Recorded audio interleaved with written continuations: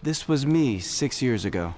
And this is me now. I got Liberty Mutual. They customized my car insurance, so I only pay for what I need. Then I won the lottery, got hair plugs, and started working out. And so can you. Liberty Mutual cannot guarantee weight loss, hair gain, winning the lottery, newfound confidence, or the ability to inspire others. We customize your car insurance, so you only pay for what you need, which is pretty good. Don't be greedy. Only pay for what you need. Liberty, liberty, liberty, liberty. Commercial that you believe? Is there anything about that commercial that sounds true to you? And I mean, what were they thinking when they made that commercial? We're just going to say a whole bunch of things that nobody's going to believe, and we're going to make it comical. And guess what?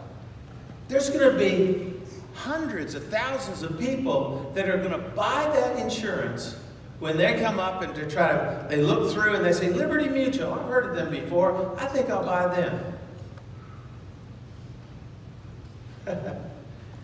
Man, don't we have so many voices coming at us? So much stuff all the time. Advertisers are after us all the time, telling us what's wrong with us and how we can fix it, and that they have our solution. All for $29.95, right? We have all of these voices that are coming at us, telling us stuff. Our parents are always telling us what's right and what's wrong. Even after they're gone and we're my age, I still hear Mom telling me stuff. I still hear Dad telling me stuff, right? The voices, they never go away. And what about our friends? They're always telling us to do exactly the opposite of what our parents were telling us to do, right? Encouraging, it'll be okay. They won't find out. They don't have to know. And what of our spouses? They're always telling us what we need to do, right? This needs done. That needs done. Why didn't you do that today? All of these voices going on around us. And when we hear these voices and these things, then it starts triggering another voice. And that's the voice that's inside of us. That's our own voice inside of our heads. I wonder if they're right. Is that really true? What should I do about that? Oh no, what does he think? What is she going to do? What's the right thing to do? Maybe I better do it now. Now. Gotta get it, gotta do it. And those voices, they're everywhere. And we're hearing them all the time. They're all going on in our head. And I'm just wondering about one other voice. And that's the voice of God. And how are we ever going to hear that voice of God? With all these other voices going on. How are we ever going to hear His voice? And let's be honest. The voice of God, isn't it really the most important voice? Isn't it the voice that we need to hear what it's saying? What's He saying? And then how can we distinguish it from all the other voices and all the other ideas coming at us? How can we tell the difference? How can we distinguish? Today I want to talk to you about the voice of God. And I want to tell you that there are two unique, distinct things about the voice of God that are different from all the other things that you hear on the outside and on the inside. And the first thing is the voice of God is always one single voice, and it's always telling us something that is different from all the other voices. It's one unique, different voice. And the voice of God is also a voice that when we hear it inside of us, and we feel that it is true. It has a ring of truth to it.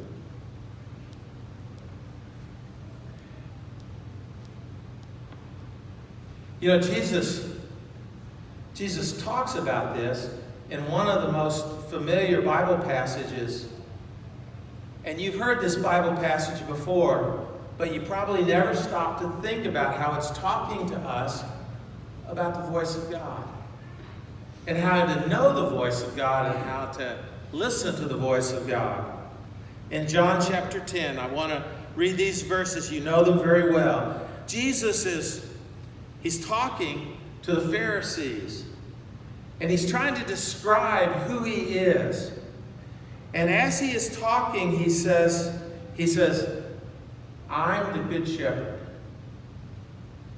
The sheep listen to his voice. He calls his own sheep by name and leads them out.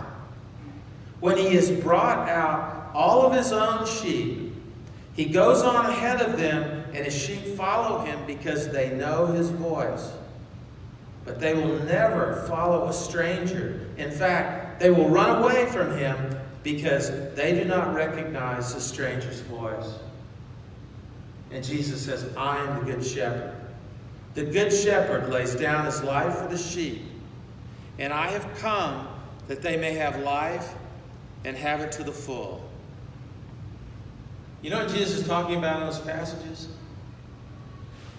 He's talking about how to hear the voice of God. He says, I am the good shepherd. And he says that I come around the sheep and they recognize my voice. Back in Jesus' day, that there was a common practice in that shepherds would keep their sheep in sort of a community pen. In other words, a shepherd would bring his sheep into a pen where his sheep would mingle with the sheep of other shepherds.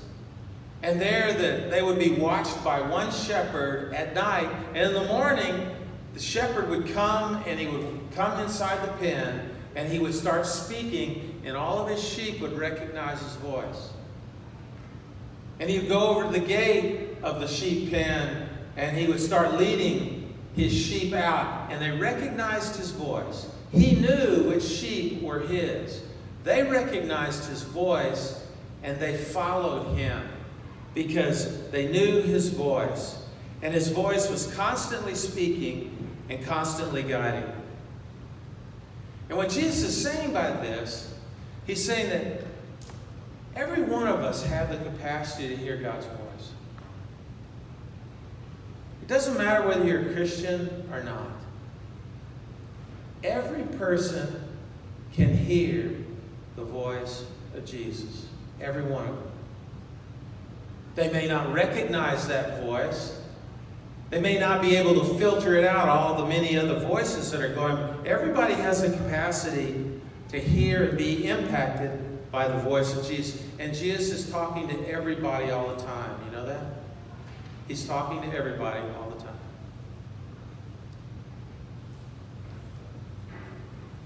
And his voice can be known.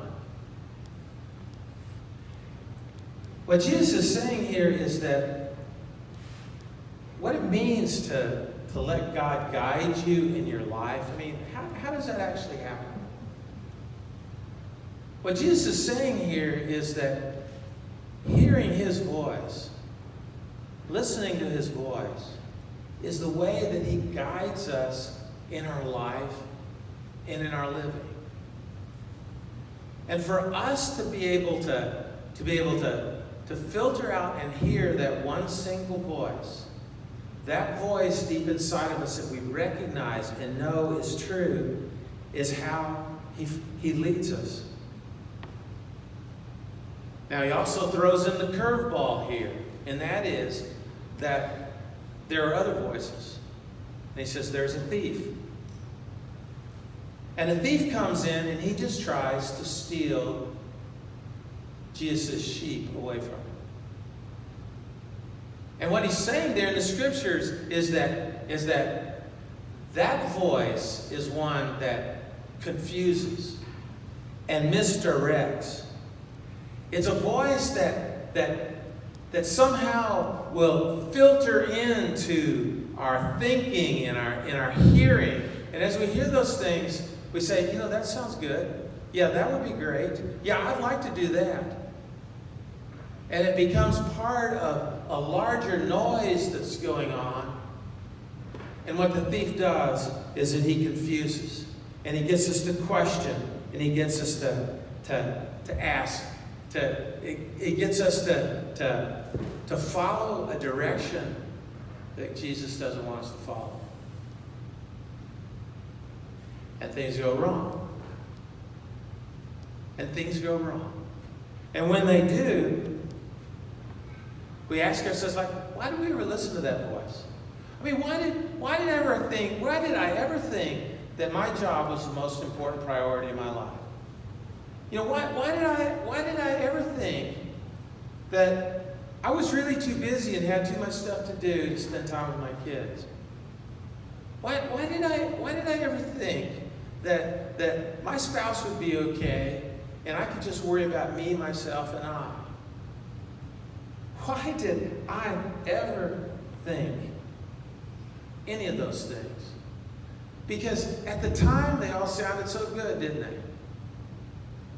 At the time they sounded like that's what I need to do. It was a voice that I followed. And all those voices that are going off inside of us, sometimes it's hard to tell them apart, isn't it? Because all those voices, as you start listening to them, and as they start bouncing around inside of us, all of those voices, you know, they kind of sound familiar. Because who are all those voices? Well, they're your voices. There are voices. Like, who else would they be? There's nobody else in your head. No, do you realize that nobody else can get in your head? Jesus can speak and we can hear him. And we can hear other voices. But all that stuff that's going on says, yeah, that's right. Yeah, that's what I want to do. I should follow that. Yeah, that sounds like a great idea. All that stuff is your self-talk, right? You're doing that. I know some of you saying, must be the devil.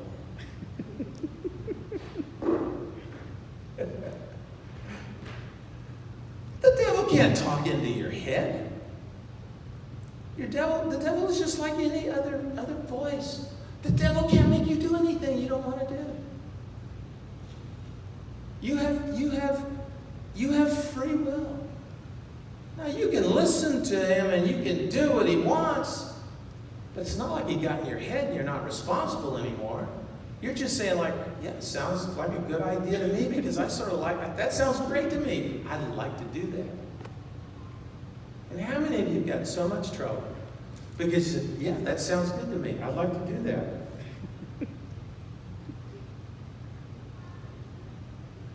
The devil's not going to be around when you get in big trouble to try to help straighten stuff out. He's gone, right?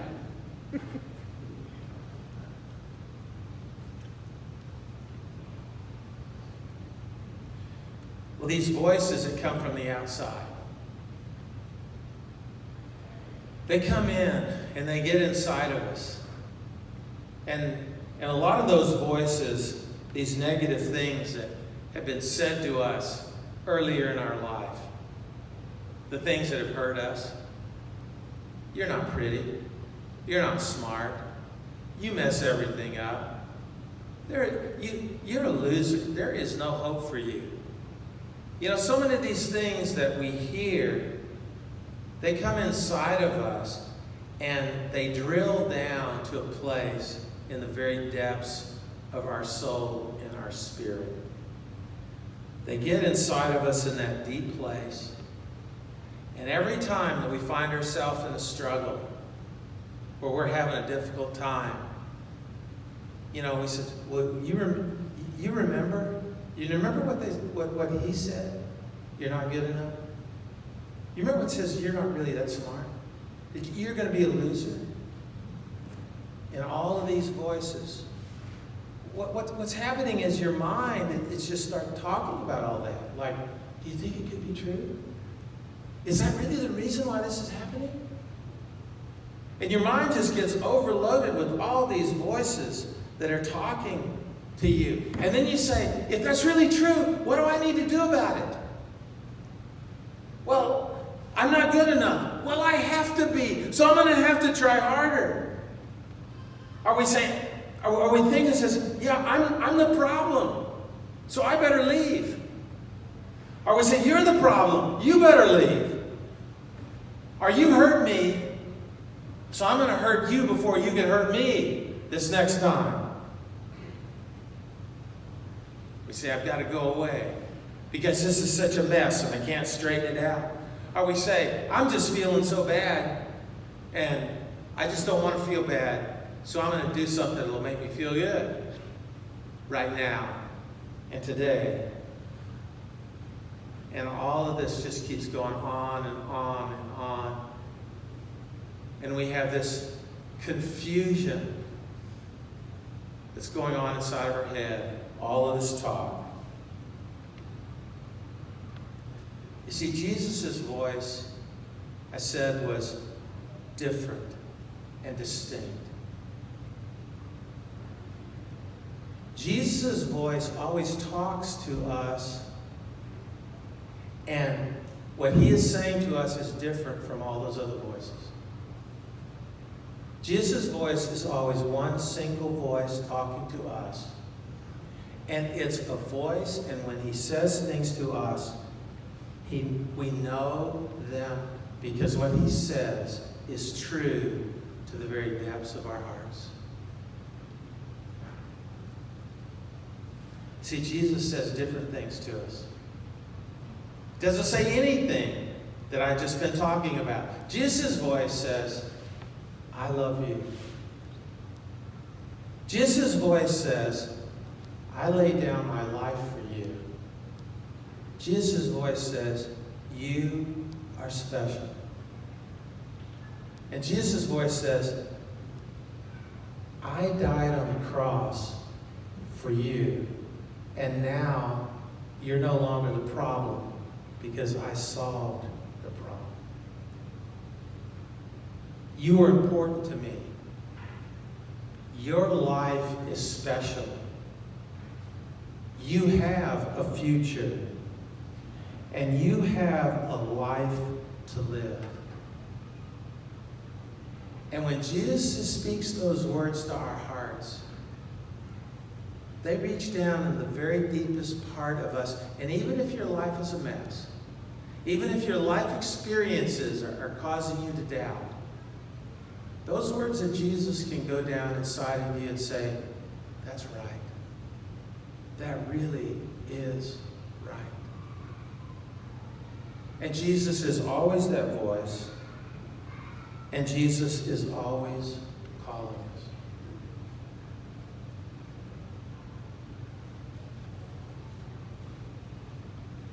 So one of the things that we do as we grow in our spiritual faith is that we listen to the voice of God speaking to us.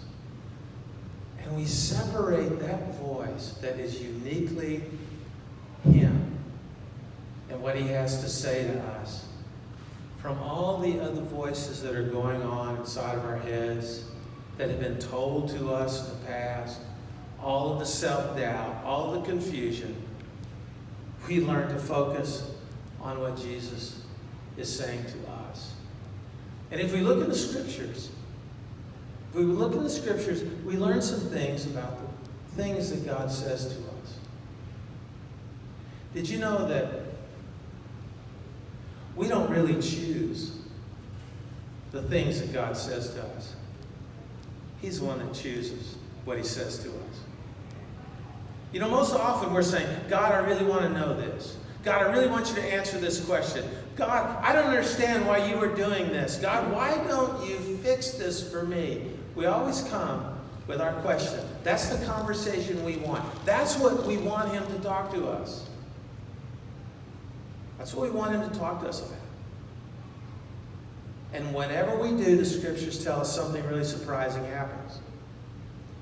Remember when Moses was 80 years old and he felt like his life was a disaster? And he had such high hopes of what his life was going to be. He was trained to be the leader of the greatest nation on the face of the earth. And he spent 40 years looking after sheep in a desert.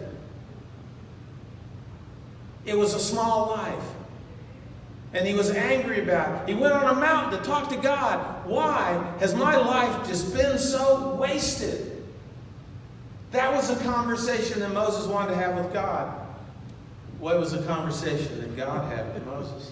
He said, are you done trying to do things your way yet? Are you ready to listen to me and do what your life was meant for?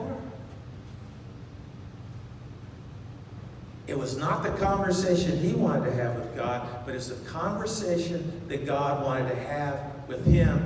And it was the conversation that was most important for him to have in his heart. Because it was his issue. It was his stumbling block. It's the thing that had kept him away from God his whole life. Remember the young man by the name of Gideon? His whole family and his whole nation was being persecuted and attacked by the Midianites. And they would come in, and the robbers would come in during harvest time and just take everything that they brought in out of the fields. So Gideon was out there in the field. He gathered up some grain, and he jumped down into a ditch, a hole in the ground, a place where they would press grapes for wine. He got down there, he was hunkered down, he was hiding, just trying to gather together and thresh some wheat so he'd have something to take home for food. He was hiding from his enemies. Yeah, he would want to have a conversation with God, right? Why don't you do something about these Midianites? They're destroying our lives. Look at how we are barely feeding ourselves. God, why don't you do something about it? And what does God do? He shows up, and what does he say to Gideon? Get out of that ditch. What are you doing down there? Get out of that ditch and be a leader. And God made him a leader that freed his people from the wrath and the attacks of the Midianites. You see, Gideon didn't have the conversation with God that he wanted to have, but God had the conversation with Gideon that God wanted to have, and the one that he needed. Remember the Christmas story? Joseph finds out Mary's pregnant. And what does he do? He decides that he's going to break off the engagement, cancel the wedding. Why? Because he wanted to do the smart and the wise thing. What conversation do you think he wanted to have with God when he went to sleep that night, pondering this whole issue, and have already decided, I'm going to cancel the engagement? God, why did you do this to me? I thought I knew Mary. I didn't ever believe it was going to come to this. I'm not going to get into this. I'm not going to be an unrighteous person and go forward with this. That's a conversation he wanted to have with God. But that night, God's angel came to him and had a conversation with him, and he said, are you going to listen to me and do what I say?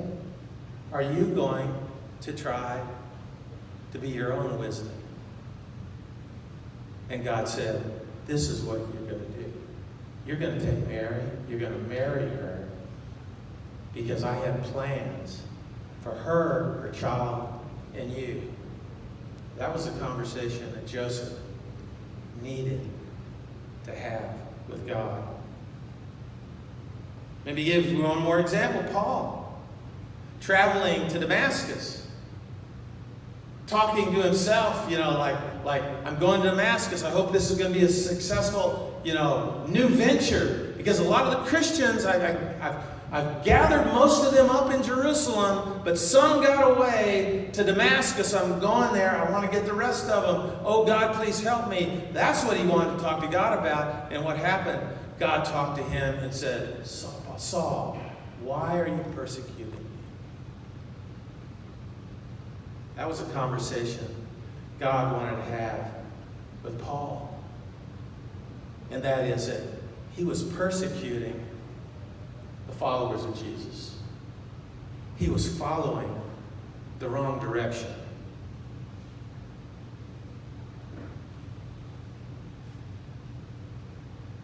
You know, a lot of times when you engage people and they kind of talk to you a little bit about what God's saying to them. And a lot of times when we think about what's God saying to me, have you ever got that feeling like it really sounds like me talking? It really sounds like what I want. It really sounds like how I've got things figured out in the way that I don't want them to work out.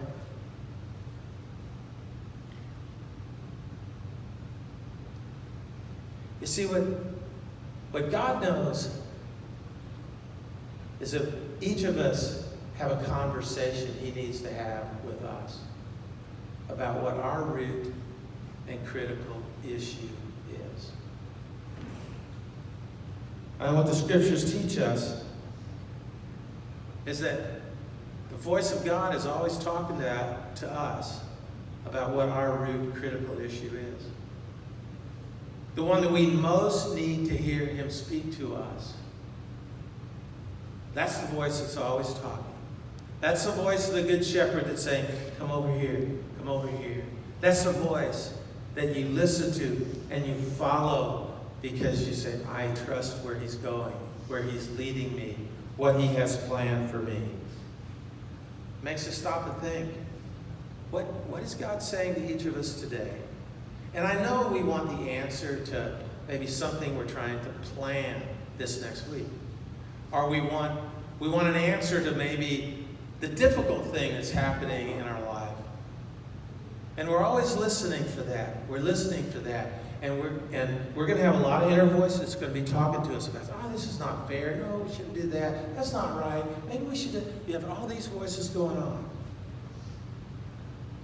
But the voice that's speaking to you is the one that's talking to you about what that issue and that critical thing inside each of us that God wants to have the conversation with us about. Not just the one conversation that we want to have with Him. You know, God's speaking to all of us today. And what's He saying? You know, in those moments in our life when we're getting to kind of the end of our rope, have you been there before? We're getting to that place where I don't think I can make this work anymore, I can't do this anymore. You know, when you get to that place where you think, I can't go any farther? Have you ever watched any of those Survivor shows? You know, like, who's going to stay out there in the woods, you know, eating toad frogs and, you know, like legumes and stuff, you know, like barely just hanging on alive because it's a contest. Who can stay out there the longest, right? Just surviving. And what are they always talking about? Can I make it another day? Or do I tap out? Do I tap out? Have you ever had that conversation? Do I tap out? I mean, we all think about some things we'd like to tap out about today, right?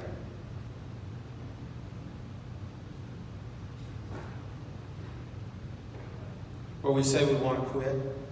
We can't do it. We're at the end of our road. Then all those voices say, you just can't go on anymore. The voices inside, they say, you know, you can't make it. There's other people that can make it, but you can't make it. And we begin to thinking about, well, nobody's ever really been my friend, not a real good friend, been faithful to me. You know, my life's never gone anywhere. It's never going to go anywhere. And we hear all those things. I might as well tap. I might as well quit. I can't make it. It's over for me. And then there'll be this one voice inside of you that says, no. That's the voice of Jesus. The voice that says, no, you're not worthless. No, you're not a loser. No, I'm not going to leave you alone and abandon you. No, you really do matter. I'm not giving up on you, so you don't give up on yourself. And that one voice, that's the voice of your shepherd. That's the voice of Jesus. That one single voice that's going against all the others that you're hearing and you're considering and that you're weighing. That one voice that if you can just focus on it and listen to it, it'll speak right to your heart and it will change everything. It's the voice of Jesus. And that voice will never stop. That's why Jesus says, I'm the good shepherd. I know you, and you know my voice, and you follow me. That voice of Jesus, it speaks to that deepest place in our souls where we are the emptiest. And he just keeps speaking thousands of times over and over. He just keeps saying, I love you. I love you. I love you. You know, for weeks, what do we have, 5 weeks? We've told 5 stories. We told the story of Jim. We told the story of John. We told the story of Marnie. Rebecca told her story to us. And last week, Galen shared the story of a co-worker by the name of Annie. We heard all these stories, and what do all these stories have in common? Every one of these stories were people in a place where their life was stuck. Their life was at a dead end. They didn't know where to go next. And they had no faith and no hope in where they could go next. And all these people on the outside, you'd think, you know, they're not going to make it. They're just waiting to the day that they tap out in some way. Tap out of a marriage, tap out on their kids, tap out on life, tap out on their values, skip out, quit. They're just moments from it. Because we know them and we could tell that inside of their brain everything was screaming, you're a loser, it's too late, you're the problem, you don't matter, and there's no hope. And each of those 5 stories, someone from a church talked to them. Someone from a church talked to them. And someone from a church spoke the words of Jesus to them. You're not a loser. You're not beyond hope. You are loved by Jesus. And they heard those words, and every one of them, the bouncer in the girly bar, the bandito biker, the girl who lost her twin sister and had no identity and didn't know what to do after that, the lady that came and, found herself feeling like I don't have people that I can plug into, don't have a church, or one that was just was believed and told by others, you're the problem, we need to get rid of you, you're of no value. And someone from a church went to each and every one of them and said, that's not true. Because Jesus loves you, you have value, he cares about you, it's not over, and you are important. And each of those lies transformed. Each of those lies changed course. In the face of all the stuff that they had heard and experienced, all the stuff going on, there was one voice, one unique voice. And there was a part of them in the deepest part of their soul where that voice reached to that place and they knew it was true, and that changed everything. My friends, every one of you know Jesus. Every one of you. Every one of you know him as your good shepherd. every one of you have experienced a new kind of life through Jesus. I want to ask you to think about the people you know. The people you know, the people that you're going to meet, that they are not hearing the voice of Jesus. Everything in their life is telling you that, showing you that. And their mind and their thoughts and their priorities are filled with so many things, and none of it is what Jesus wants their life to be about. And you know their life is headed for a dead end. I want you to think about those people. And the reason for these last few weeks is for this very moment. And that is to challenge you and to say, how about you being the voice of Jesus to them?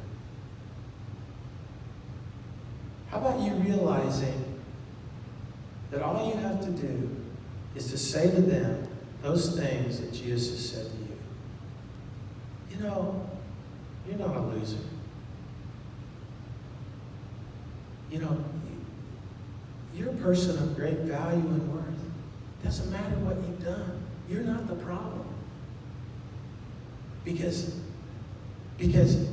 Jesus has laid down his life for you, and the problem is solved.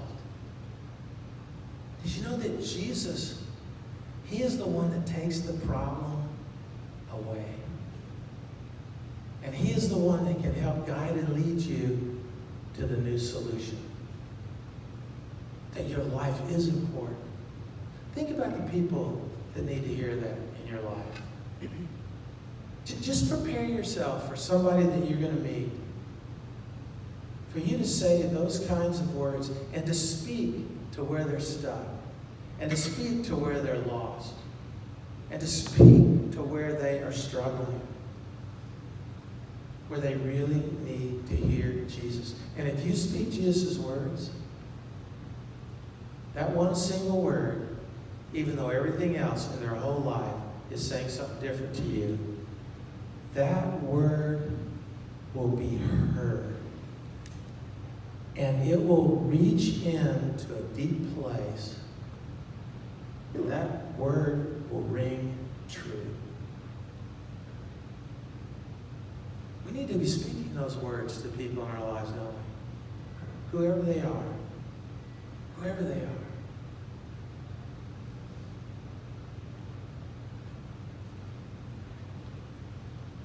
You know, when we started this church years ago, we named this church Spirit of Life.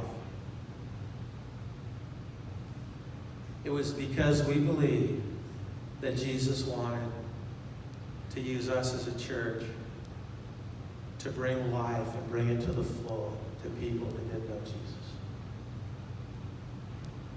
We could have named ourselves a lot of different things. We could have picked a lot of wonderful names, but we chose this odd name that you hadn't heard very much before, Spirit of Life. Because we wanted there to be a spirit of life here. Not just us making life our own way, but the life that Jesus brings as the Good Shepherd. That life will transform people. I want to challenge you. I want to challenge you to share those words of life. And I want to challenge us as a church to be Spirit of Life. Here among each other, with our families, those places where we're working and where we congregate and where we know people. And be looking for people who need to hear a word of life, because you have that word, and that word is Jesus.